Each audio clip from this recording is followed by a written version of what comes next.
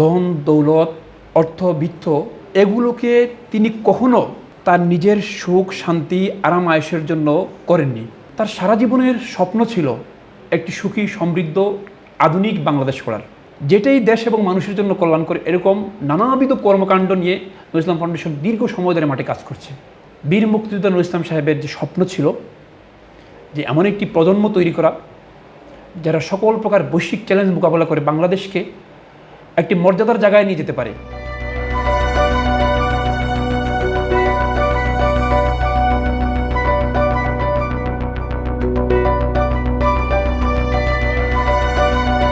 আলহামদুলিল্লাহ, মহান আল্লাহ রাব্বুল আলমিনের কাছে অনেক অনেক শুকরিয়া। উত্তরখান চানপাড়া বাজারের সন্নিকটে মেডিকেল রোডে অবস্থিত বীর মুক্তিযোদ্ধা নুরুল ইসলাম ফাউন্ডেশনের মসজিদ, মাদ্রাসা ও এতিমখানা, এটি সম্পূর্ণ যমুনা গ্রুপের তত্ত্বাবধানে পরিচালিত একটি ধর্মীয় প্রতিষ্ঠান। এখানে বর্তমানে অসংখ্য ছাত্র তারা শিক্ষা গ্রহণ করছে। তো আমরা এখন কথা বলতে আসছি এই প্রতিষ্ঠানের কর্ণধার মুফতি মাওলানা তুফাইল কাজালির সঙ্গে। আসসালামু আলাইকুম। ওয়ালাইকুম আসসালাম। মাওলানা কাজালি, আপনি কেমন আছেন? জি আছি আলহামদুলিল্লাহ। তো আপনার কাছে আমার প্রথম জানার বিষয়, আপনি যদি এই প্রতিষ্ঠানটা প্রতিষ্ঠার শুরুর দিককার কথাটা বলেন। বিসমিল্লাহির রহমানির রহিম। সমস্ত প্রশংসা বিশ্বনিয়ন্ত্রণ আল্লাহর জন্য। আমরা যারা মানুষ, আমাদেরকে আল্লাহ রাব্বুল আলামিন খুব আদর যত্ন মায়া মহব্বত এবং ভালোবাসা দিয়ে সৃষ্টি করেছেন। আল্লাহ রাব্বুল আলামিন পৃথিবীতে যত প্রাণী সৃষ্টি করেছেন এর মধ্যে মানুষ এবং জিনের কাছে আল্লাহ রাব্বুল আলামিন তার ইবাদতের দায়িত্ব ন্যস্ত করেছেন। অর্থাৎ কিয়ামতের মাঠে আল্লাহ রাব্বুল আলামিন মানুষের কাছ থেকে এবং জিনের কাছ থেকে আল্লাহ রাব্বুল আলামিন হিসাব নেবেন। এই জন্য মানুষ ইহকালে অর্থাৎ দুনিয়ার জিন্দেগিতে যেন সফল সাকসেস হয়ে পরকালীন জিন্দেগিতে সফল হতে পারে, এই জন্য পৃথিবীর শুরু থেকে একাডেমি, ইনস্টিটিউট, শিক্ষা প্রতিষ্ঠান তৈরি হয়েছে। বাংলাদেশে একজন মানুষ ছিলেন বীর মুক্তিযোদ্ধা নুরুল ইসলাম সাহেব। তিনি আজীবন বাংলাদেশের মানুষের ভাগ্যের উন্নয়নে কাজ করে গিয়েছেন। ব্যাপারটা এরকম না যে তিনি শুধুমাত্র বাহ্যিক দুনিয়ার কিছু উপায় উপকরণ, ধন দৌলত, সম্মান, খ্যাতি, প্রভাব এগুলোই অর্জন করার চেষ্টা করেছেন। বরং আমরা যদি খুব গভীরভাবে লক্ষ্য করি এবং তার জীবন নিয়ে পর্যালোচনা করি তাহলে আমরা দেখতে পাবো বীর মুক্তিযোদ্ধা নুরুল ইসলাম সাহেব ধন দৌলত অর্থ বিত্ত এগুলোকে তিনি কখনো তার নিজের সুখ শান্তি আরাম আয়েশের জন্য করেননি, বরং তার সারা জীবনের স্বপ্ন ছিল একটি সুখী সমৃদ্ধ আধুনিক বাংলাদেশ গড়ার। এজন্য তিনি নানাবিধ কর্মকাণ্ড করে গিয়েছেন যার ফিরিস্তি দীর্ঘ। তার এই সব স্বপ্নের একটা স্বপ্ন ছিল যে বাংলাদেশে একটা প্রজন্ম তৈরি হবে যারা দুনিয়ার সকল চ্যালেঞ্জ মোকাবেলা করতে পারে, বাংলাদেশকে বিশ্বের দরবারে একটি আলোকময় জায়গায় নিয়ে যেতে পারে। এজন্য তিনি শিক্ষা বিস্তারের জন্য স্বপ্ন দেখতেন। তার সেই স্বপ্ন এবং তার পরিকল্পনার পথ ধরেই একদিন তৈরি হয় নুরুল ইসলাম ফাউন্ডেশন। নুরুল ইসলাম ফাউন্ডেশন আত্মমানবতার সেবা, সামাজিক উন্নয়ন, দরিদ্র বিমোচন, শিক্ষা বিস্তার সহ এমন কর্মকাণ্ড নেই যেটা দেশ ও মানুষের জন্য কল্যাণকর সেটা করে নাই। যেটাই দেশ এবং মানুষের জন্য কল্যাণ করে এরকম নানাবিধ কর্মকাণ্ড নিয়ে নুরুল ইসলাম ফাউন্ডেশন দীর্ঘ সময় ধরে মাঠে কাজ করছে। এরই ধারাবাহিকতায় বীর মুক্তিযোদ্ধা নুরুল ইসলাম সাহেবের যে স্বপ্ন ছিল যে এমন একটি প্রজন্ম তৈরি করা যারা সকল প্রকার বৈশ্বিক চ্যালেঞ্জ মোকাবেলা করে বাংলাদেশকে একটি মর্যাদার জায়গায় নিয়ে যেতে পারে, তার সেই স্বপ্নকে বাস্তবায়ন করার জন্যই মূলত এই সমাজের পিছিয়ে পড়া, ঝরে পড়া, এতিম, অসহায়, হতদরিদ্র, আশ্রয়হীন, ছিন্নমূল শিশুদেরকে নুরুল ইসলাম ফাউন্ডেশন একটি আশ্রয় কেন্দ্র অর্থাৎ জামিয়া আরাবিয়া নুরুল ইসলাম বা নুরুল ইসলাম মাদ্রাসা, মসজিদ, এতিমখানা কমপ্লেক্স এই জায়গায় তাদেরকে সমবেত করে। এটার শুরুটা এরকম যে নুরুল ইসলাম সাহেব পৃথিবী থেকে চলে গেলেন। তার সহধর্মিনী অ্যাডভোকেট সালমা ইসলাম এমপি, তার কন্যারা, তার সুযোগ্য সন্তান জনাব শামীম ইসলাম, তাদের খুব আপ্রাণ প্রচেষ্টা এবং ইচ্ছা ছিল যে বাবার স্বপ্নগুলো যেন আমাদের হাতে মারা না যায়, এই স্বপ্নগুলো যেন আরও বেশি প্রস্ফুটিত এবং আলোকোজ্জ্বল হয়ে ওঠে।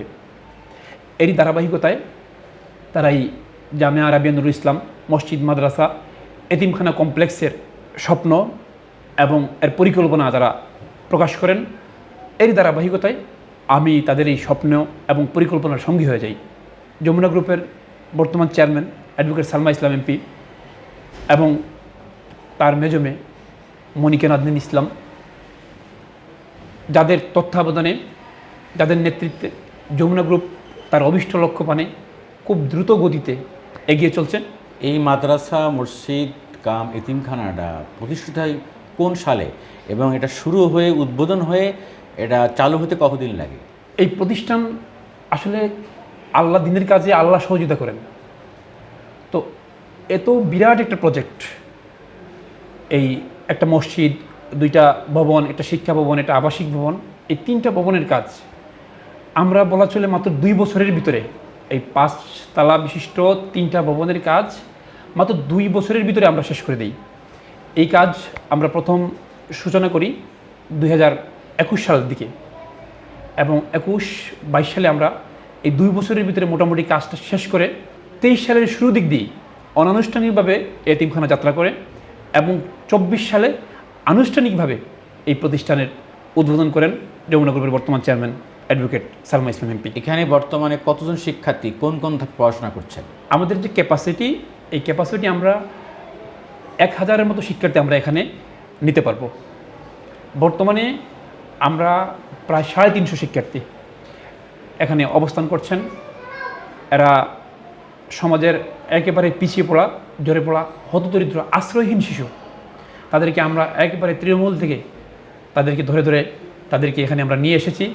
তারা এখানে ধর্মীয় শিক্ষার পাশাপাশি আধুনিক শিক্ষায় শিক্ষিত হচ্ছেন, যেটা নুরুল ইসলাম সাহেবের স্বপ্ন ছিল একটি আধুনিক বাংলাদেশ করা, যেন আধুনিক বাংলাদেশের হাল ধরতে পারেন এরকম উপযোগী একজন শিক্ষার্থী এখান থেকে তৈরি হচ্ছে। এখানে কোন কোন শ্রেণীতে পাঠদান করা এখানে এখন হেফজ বিভাগ, যেখানে কোরআন শরীফ বাচ্চারা হেফজ করে, পাশাপাশি আমাদের 5ম শ্রেণী পর্যন্ত বর্তমান শিক্ষা কার্যক্রম পরিচালিত হচ্ছে।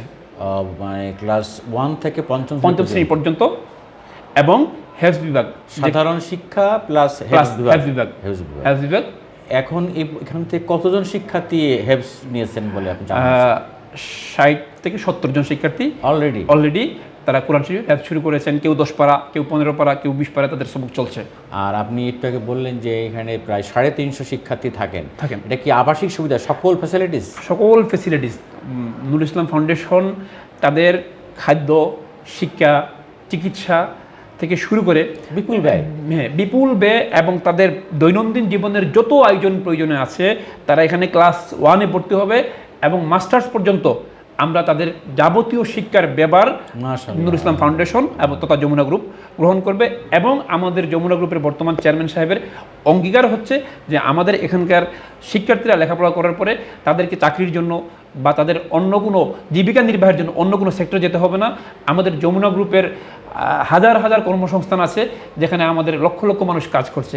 আমাদের এখানকার শিক্ষার্থীরা অটোমেটিকলি তারা নিজ নিজ কর্মক্ষেত্রে যোগ্যতা বলে চলে যাবে। আপনার শিক্ষক আছেন কতজন? আপনার নেতৃত্বে কতজন শিক্ষক? এখানে 22 জন স্টাফ কাজ করছেন। এখন প্রত্যেকে আবাসিক, তারা এখানে 24 ঘন্টা থাকেন।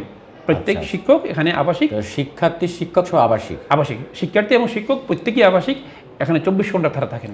এখানে কি নুরুল ইসলাম ফাউন্ডেশনের এই যে উদ্যোগ, এটা কি আর ভবিষ্যতে আর সম্প্রসারিত করার উদ্যোগ আছে, চিন্তা ভাবনা আছে?